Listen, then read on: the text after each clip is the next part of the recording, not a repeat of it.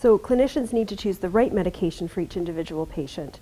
You've developed a tool to assist in this decision process. Could you review this tool for our audience? Sure.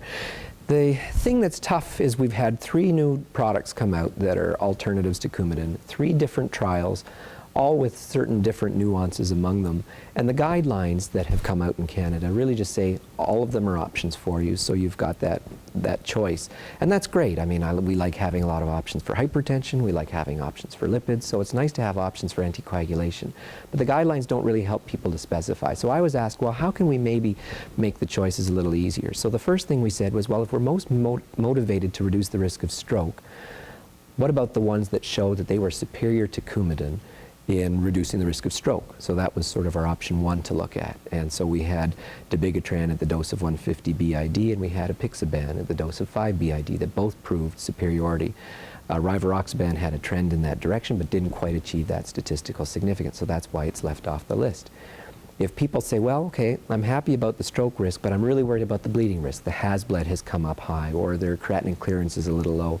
So what about that? What should we think about there? So then we said, well, what about of these trials, which ones showed that they had a statistically significant reduction in bleeds compared to Coumadin? So we had the dabigatran lower dose, 110 BID, and apixaban, 5 milligrams BID, also achieved that. One thing that was interesting about that trial is they did have a lower dose, 2.5 BID, but it was a very small percentage. So really both doses are options there.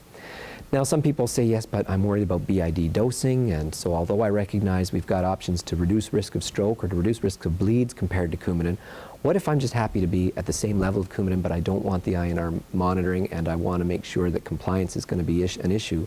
Then the one advantage that rivaroxaban has over the other 2 is it's just a once-a-day medication in its trial.